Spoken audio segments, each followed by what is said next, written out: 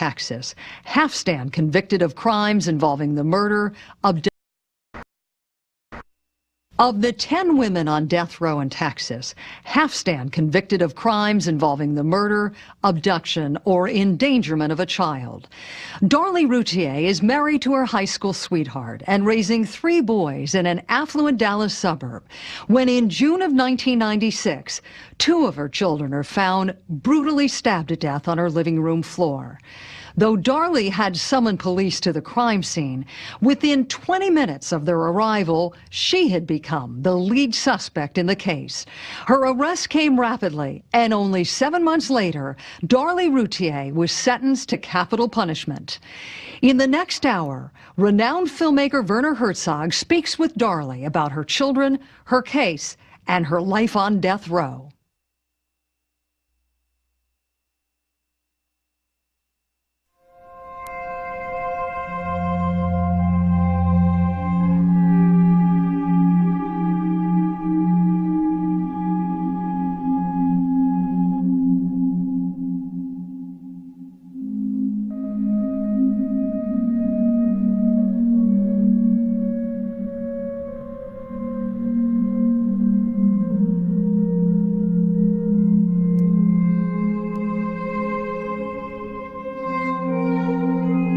The death penalty exists in 33 states of the United States of America.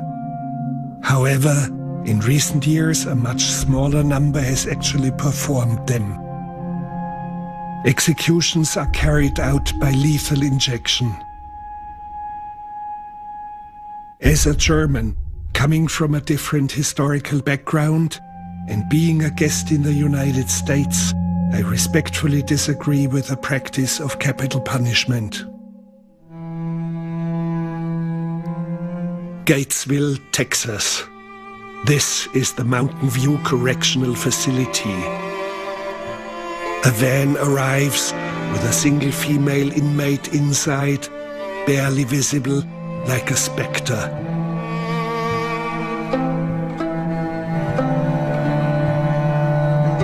This is Darlie Routir, sentenced to death for the murder of her 2 children.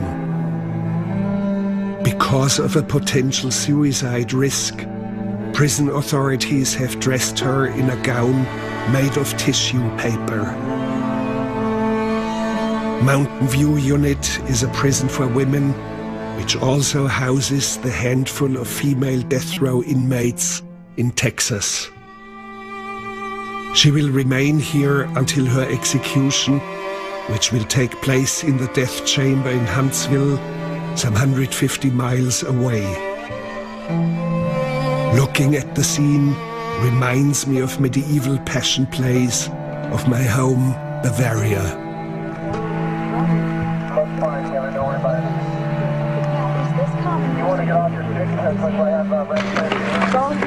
Darlie, do you have any comments? Is there anything you would like to say? Darlie Routir, you have been here at Mountain View Unit on death row for how long? I came here early February 1997. Which means 15 years now. Yes, sir. How does this isolation feel for you? How do you cope with it? Well, I think that I'm very blessed to have a lot of family, friends, supporters that are very encouraging, supportive in my fight. It is hard. It is a very, you're isolated. You're isolated from the world. You're cut off from your family, from life. This was Darlie Routir's world in Rowlett, a suburb of Dallas. The neighborhood looks affluent, big homes, manicured lawns. Nothing points to the darkest imaginable crimes. But it was from here, the Routir's home, that an emergency call was made at 2:31 on the morning of June 6th, 1996. The caller was Darlie Routir. 911, what's your emergency? Ma'am?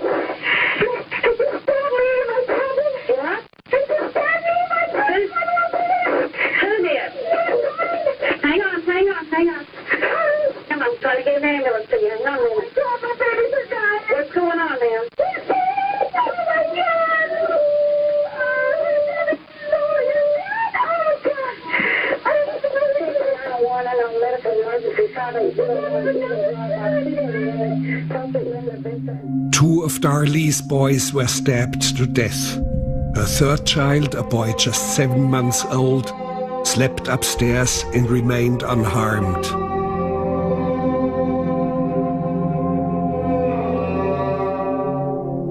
This is Damon on the left and Devon, the older one, to the right. They were 5 and 6 when they died. You were tried only for the death of your younger son, Damon. Yes. Which means this made it a capital murder case because he was under 6. Right.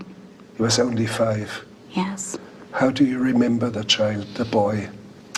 How do I remember Damon? Yes, how do you remember him? Damon was a lot different from Devon. Damon was a little more shy. He was a big mama's boy. He was the type that, he was more quieter, but he loved to play with all the other kids, but he was more quiet. He wasn't, as loud. And where Devon was more, he was funny. He was always making jokes and being silly. But when they were together, they balanced each other. Let's assume for some reasons you will be released from death row. Authorities still can charge you with the murder of your other boy. Is that correct? Technically, they can. The way that the trial was played out, even though I was on trial for Damon's, during the whole trial, it wasn't just about Damon. It was about Devon and Damon. The work that's being done in the case to prove my innocence, it's not going to just prove that I did not murder Damon. It's going to prove that I did not murder either of my children. Back to the crime scene. As investigators gathered evidence, their suspicions quickly turned to Darlie. Even the first responder soon had his doubts. David Waddell, can you tell me what you saw? When I first pulled up in front of the house, I saw a man running out the front door. I got out of my car, I yelled at him, had him stop in the front yard to see who he was. It was Darren Routir. The husband? Yes, Darlie's husband. I asked him what he was doing. He told me that he did live at the house and he was going across the street to find a nurse who lived across the street. What was the scene? What did you see? She was still on the telephone talking to the dispatcher, trying to describe what was going on. I saw the 2 boys in the living room floor. One of them obviously deceased already. The other one was moving along the floor, and she was standing a few feet away from him talking on the phone. Moving along the floor, meaning? Just maybe almost like a slow crawl. He was bleeding, gurgling for breath. It was apparent that it was obvious that he was still alive. I'll never forget his face. He was looking up at us with his eyes open, gurgling blood, looking just like he was scared. It was fear. He knew he was dying. I believe so. When investigators enter the Routir house in Del Rock Heights, they walk into a nightmare. 2 of Darlie and Darren Routir's young boys have been savagely attacked with a knife. Darren did come back from across the street, and I told him to try to help the other boy, and he did. He tried to help the one in the middle of the living room. I don't recall the names or which one was which, but at one point I remember looking over at him to see if he was helping him, and he was doing CPR, and with each breath there was a shower of blood coming out of the little boy's chest, and it was obvious that he was gone. And Darlie herself? And Darlie was standing by the bar between the kitchen and the living room. I really wasn't concerned about her boys because she asked me about her jewelry that was sitting on the counter. She asked me if anybody had stolen her jewelry. She told me she messed with the butcher knife that was used to kill her kids. She told me she'd grabbed it and messed up the fingerprints on it. I believe there was an intruder in the house up until we actually searched the house and didn't find one. I thought he was still in the house until my backup arrived and we were able to search and make sure he wasn't. Until then, I was expecting to come around the corner any time. And apparently there was no intruder. No. It was a day like any other day, you know. I had gone to sleep. The boys were sleeping downstairs with me. And the next thing I remember is Damon on my shoulder. And he was pushing on my shoulder and he was saying, "Mommy, Mommy, Mommy." And when I first, woke, I could see a man that was going into the kitchen. Well, I got up. Damon followed behind me. You saw him because TV was on. The TV was on. We had a big screen TV behind us. And light was still on, or yes, yes. And as I got up, Damon followed behind me. And by the time I got to the corner of the kitchen, I could see the man going out into the utility room, out into the garage. One thing that I am puzzled about is the wounds that you sustained. Were there not a strong evidence for your truthfulness? Yes, I believe so. Can you describe my neck describe the attack? My neck was cut from one side to the other. Can we still see it? It was said on the stand by the doctor that did the surgery, that the carotid artery was actually nicked, but it was not cut the whole way through. And they said, had it been cut 2 millimeters more, which is a very, very tiny, tiny amount, that I would have bled to death within minutes. We wouldn't sit. I would not be here sitting together. here today. Yes. I was stabbed in the arm. I was stabbed. Do we still see a scar? Yeah. Can you lift it higher first? Can you see it? Yes. Greg Davis, you were prosecutor in case Darlie Routir.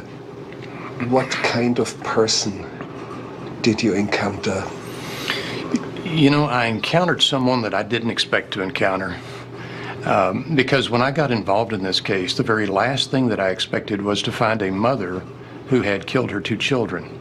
That was a foreign concept to me. So when we got into the case, what I encountered was someone who was depraved, who was evil, who was selfish, who was self-focused, and who was in a state of denial, quite frankly, about what she had done in this case. And when you look at Darlie, you see someone who is caught up in her own life, who wants things her way, who is unhappy with her state of affairs, who's having financial problems, having marital problems, and I think who saw these 2 children as impediments to what she wanted.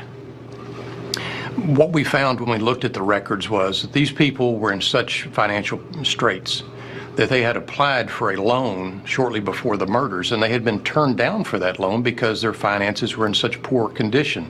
They were behind on their mortgage. They were behind on credit card payments. They were living beyond their means. They were living large, as they would say. Furniture, cars, boats, vacations. I mean, they were living a grand lifestyle that if you and I had looked from the outside, we said, these people are doing great. But on the inside, they were hemorrhaging money, and they simply couldn't afford that lifestyle in reality. Besides, Darlie seemed to have contemplated suicide, writing a note in her diary to her children.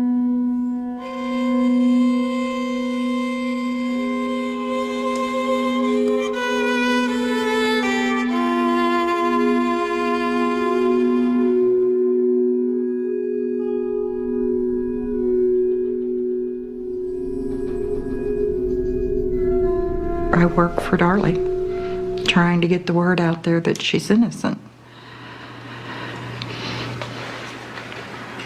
And last resort would be maybe clemency by the governor?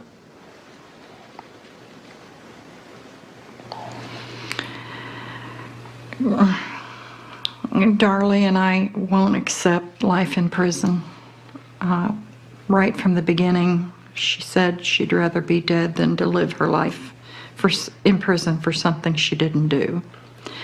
So we fight for her innocence, for her to be freed, or at least get a new trial. But worst case scenario, if she doesn't get a new trial, if procedures go on, are you prepared for the worst case scenario? No, I'm not. I will never be prepared for that. If they kill her, they kill me. So, I know it's a possibility.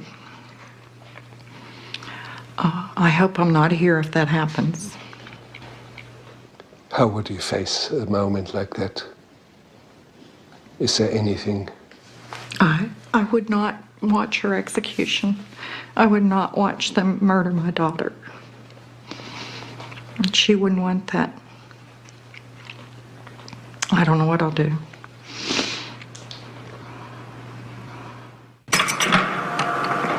But for 15 years now, all appeals have been denied. Darlie is still being kept in this solitary cell, awaiting execution.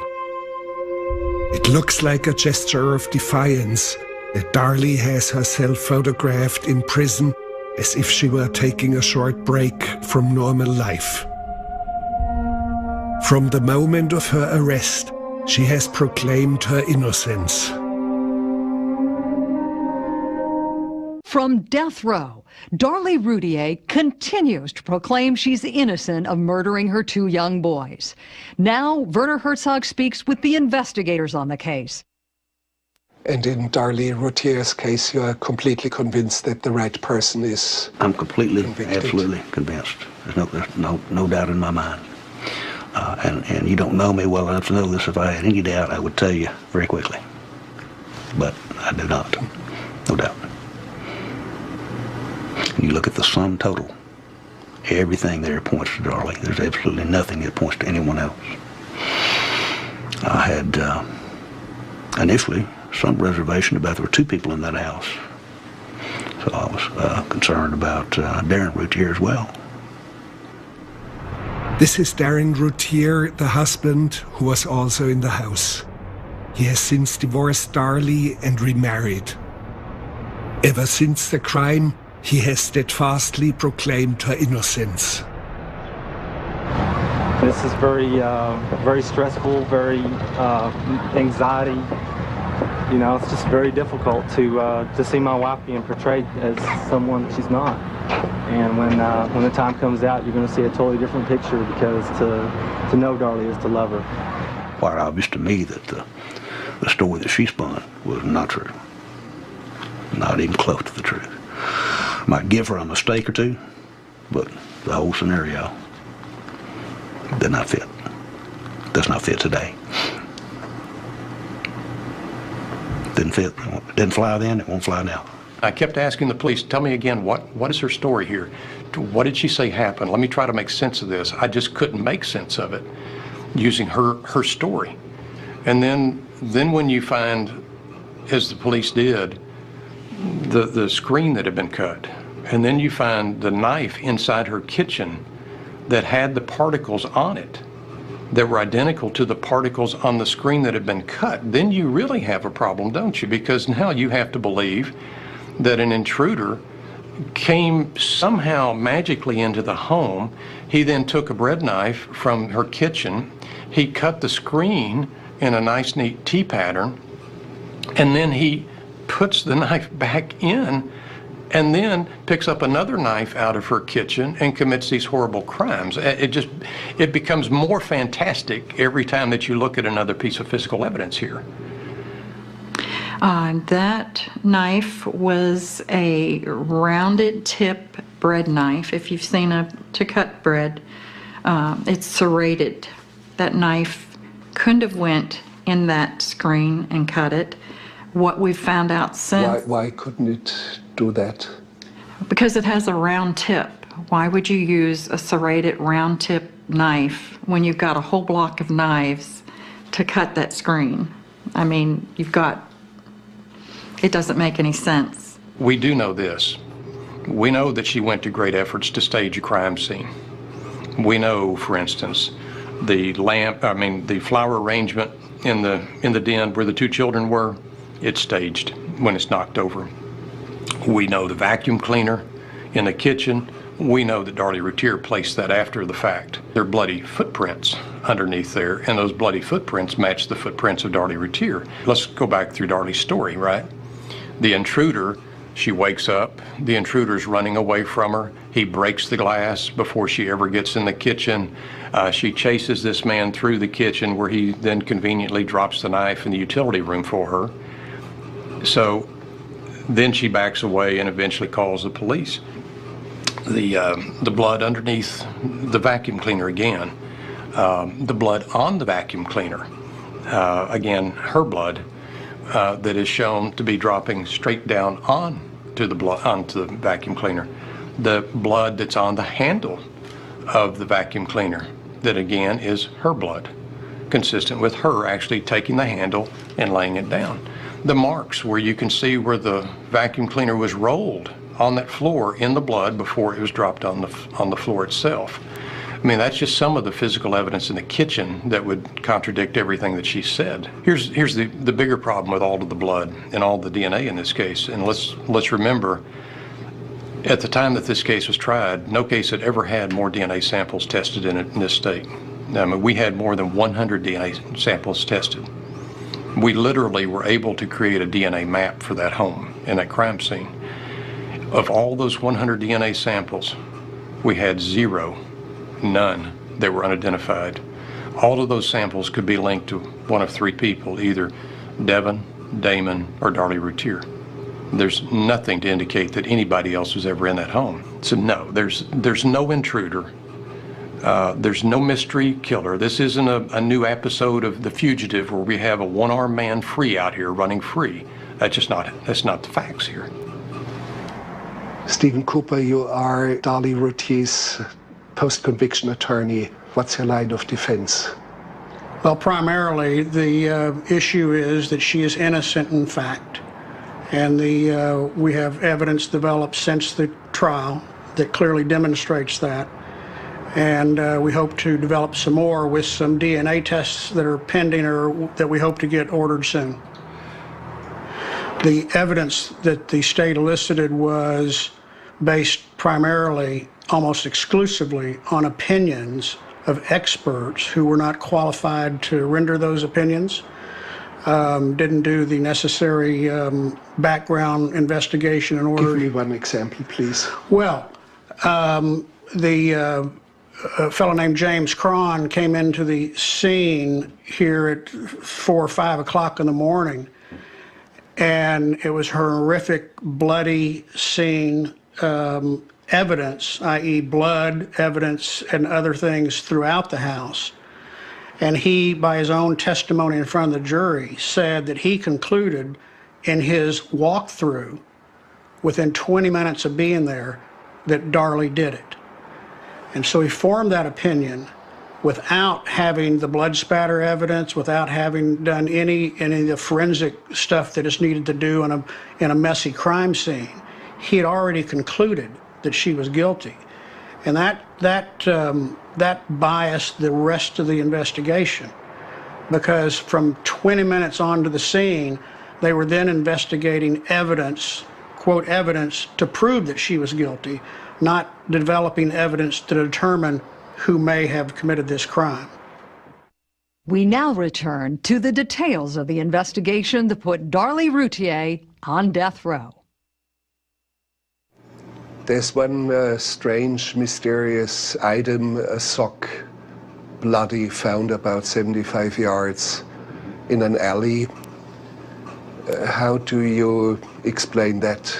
Well, we know that the sock contained the blood of the two boys. We know that from analysis.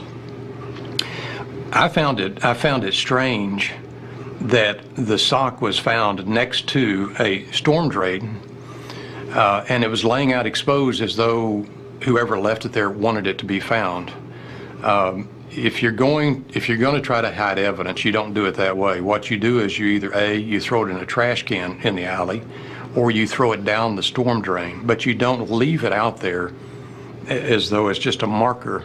Say, look at me, find me, and that's really what that thing was. And I don't know when that was planted, but I think that was planted by Darlie at some point in the night.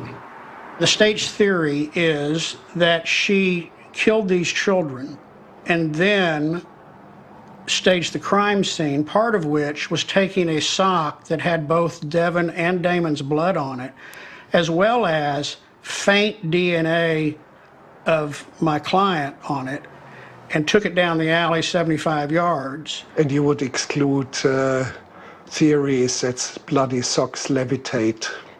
I would exclude that. And you would exclude that a bloody sock has wheels and travels 75 yards? Not this bloody sock. I've seen it. Do you have an explanation how it was possible that drips of blood of her sons ended up on the back of her nightgown? I do. I think that when she stabbed these boys so hard, just the motion of the knife going up and down would put some drops on the back of her shirt. They were stabbed hard enough to where the knife went through their body and actually chipped the concrete floor underneath them. That's a lot of force. I think that her hand would have to go back pretty far behind her back or over her head. Their explanation for how, if she had stabbed the children and then cut herself, how they would all be in these microscopic dots is that miraculously these pieces of drops of blood flew in the air and landed on top of the blood that was already there from killing the boys. We have experts that says the mathematical possibilities of that happening are just extreme. Let's not forget that the boy's blood is also found on the front of her shirt. We're not talking about transfers now. We're not talking about smudges where the boys are grabbing or she's rubbing up on the boys. These again are droplets of blood on both the front shoulder of right and left, the right and left, okay? And the patterns are such that we could tell, the experts could tell, that the blood droplets are actually going upwards. And they're on the outside of the shirt, again, consistent with that knife being repeatedly brought up and some of the blood, again, off the tip or the edge, coming up off of there and depositing on the t-shirt itself in both places. Again, the blood of both boys are found on those blood droplets. All of those droplets, all of those patterns are consistent, again, with her using that knife repeatedly to stab the two boys. That's, that's what the evidence shows.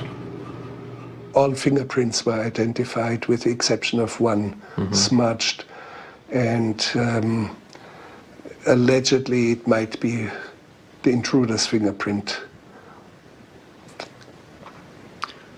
From what I understand, that fingerprint was not identifiable. It could have been. Obviously there's fingerprints all over your house. If you live in a house, there's fingerprints on everything. That fingerprint was analyzed, and it was smudged, and it couldn't be read. Today it's a big deal for the defense that this must be the fingerprint of the intruder, the alleged intruder. I think it's probably their last hope, which the fingerprint is, I don't think there's any value to it.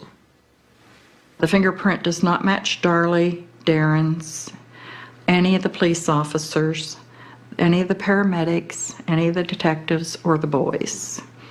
So whose fingerprint is in blood at the crime scene? I think it cannot be identified according to the state's testimony because it's too smudged to... That's wrong. We have had 4 experts, independent, look at it. Their expert tried to downplay it because if you follow the chain of custody of that fingerprint, they took it out of evidence for 2 weeks I'm sure they were trying to match it with somebody's. Well, I've heard that same claim for 15 years now, and I keep waiting for them to produce some sort of evidence that would show someone else was in that home. They can't do that. See, here's the situation. When I'm in a courtroom, I'm bound by certain things. I'm bound by the truth first and foremost. I'm also bound by rules of evidence and procedure. The Routir family's not bound by any of that. For 15 years, they've been free to make whatever claim they want to distort the evidence as they see fit, to rewrite the testimony at trial. And again, they can make any claim that they want to. I've heard claims about fingerprints, and they failed to back those claims up. I've heard claims about DNA. They don't back those claims up. About every 5 years, there's another new unexplained claim that comes up from the family, but they never, ever produce any evidence that undermines that jury's verdict in this case. The jury's verdict against Darlie Routir was certainly influenced by this video. It was taken 8 days after the murders. Darlie, released from hospital, seems to have recovered. She is celebrating the birthday of Devon at his gravesite. Happy birthday, dear David. Here, on the left, her 7-month-old boy, who had been with his father upstairs when the murders occurred. The video had devastating effect for her, with the public and the jury. Her arrest came the very next day. Whenever she had to appear in court, she had to run the gauntlet.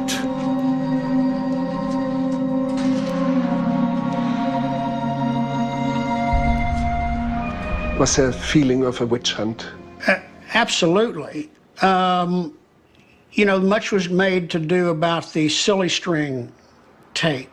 Yes. At the gravesite. Which is not a criminal offense. It is not a criminal offense. The defense attorney agreed for that to come in. And the theory was that you could look at a woman who's, you know, some days after her children have been slaughtered at her feet and she's been left for dead, that you can look at her, that we, the public, can look at her, jurors can look at her and decide, yes, she's a killer. Yes, she killed her own children. That's absurd on its face, but yet that was the basis for the prosecutor said when he saw that on the TV news that he knew that she had done it. My sister and her boyfriend had brought silly string because the boys, anybody that knew my boys, they constantly were playing with silly string. Around the neighborhood, they were just, that was one of the things they loved to do. And so that was done in honor of them. That was done in love of them, of celebration of what they would want. And the prosecution took about a minute of that whole entire day of me on the grave spraying silly string, and that's what they showed the jurors. I remember the first time I saw that, I was at home watching the news. And I just, you know, as a parent, I'm sitting there trying to conceive of this, how any parent in that position could possibly be doing something like that. It disgusted me. It troubled me.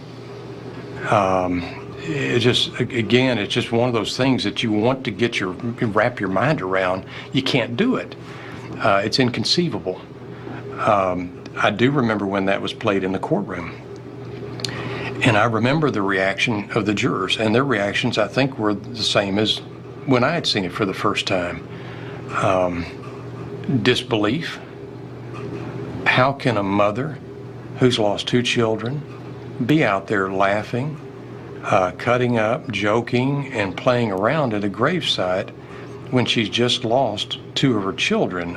Because, you know, again, as a parent, I hate to even think about losing one. Yes, but it is not a criminal offense. No, but I think it was proper for that jury to see her response.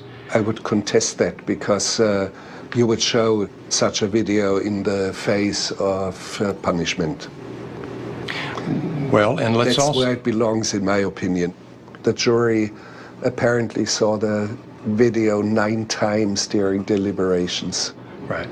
Again, her whole story to the jury was, She loved her children more than anything in the world. She was a doting mother. She was, would never do anything.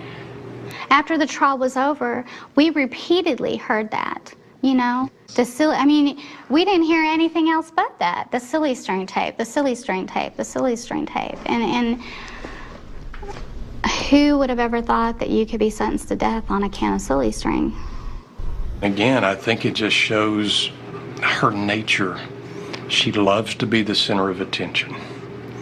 She wants people to look at her and to believe an image. I mean, this is who you're dealing with. We saw the same thing in Kerrville when we tried the case the very first day, before we started selecting the jury. I remember the complaint from the defense. It was an odd that she was angry that she had not had the opportunity to get her hair done the night before. We looked at each other as prosecutors, and did we really hear that? Her complaint was that she didn't get her hair done. She didn't look the way she wanted to look. I mean, she's very much on the physical. The outward appearance is always important to her, and she's always trying to sell herself in one way or another. You can, if you choose to get up and fix your hair, and you can do that if you want to do that. Some makeup? Some makeup. They have a few things that you can buy off the commissary, the prison commissary. You want to look beautiful, even in isolation? I think as women, I think it makes you feel better if you can get up and do those things, and just, it's part of makes you feel like that's part of a normal process that you had when you were out in the world, so yeah. What looks like a series of glamour shots of Darlie was actually taken on death row. She's only allowed to wear her prison jumpsuit.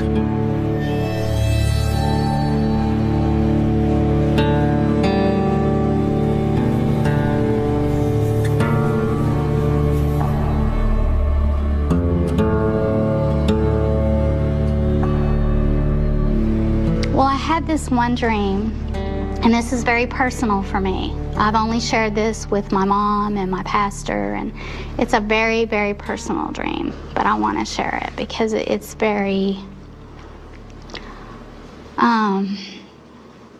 amazing. After not too long, I was still at the county, and I hadn't been convicted yet. And I had a dream that I was at my grandparents' house. And I came into the house, and Devin and Damon were both in there. And I didn't understand the dream at the time, the significance of Devin and Damon didn't have clothes on, but they were perfect.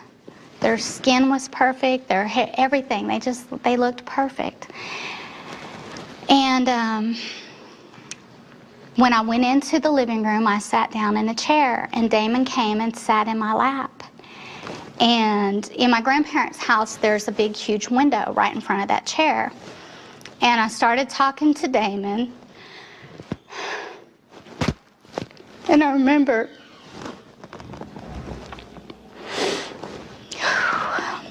I was looking at him, and he looked so perfect. He was just glowing. He was smiling. And I remember saying, baby, I miss you. And he didn't say nothing. He just kept smiling at me. And I kind of got sad for a minute. And I said, why did you have to leave me? And he just kept smiling at me. And then I just was taking in his beauty. And I said, are you with Jesus? And he just smiled so big. And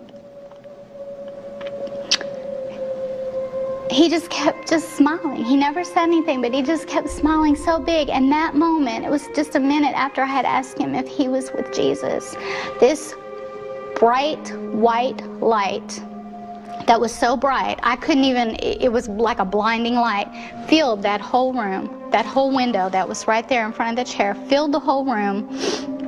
I woke up instantly. I felt like that was God's way of giving me a comfort to know that they are with him.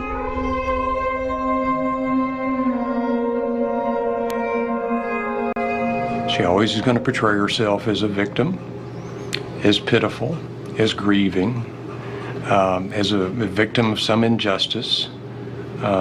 This is what she does, and she's done it for 15 years now. If you close your eyes, you walk out of this here, what will you do first? Well, I always had this picture in my mind of falling on my knees and my son running into my arms. Of course, he was little bitty. He's too big for He was that little now. then. So now it's like, you know, he'll be picking me up. But I just, yes, I have not got to hold my son in 16 years. Holding my son and you know, my family, my mother. She's been through so much through this. And just being able to grieve, to have a chance to properly grieve for my children that I have not been able to do because I've had to put that somewhere else so I can be strong to fight and do what I need to do to prove I didn't do this.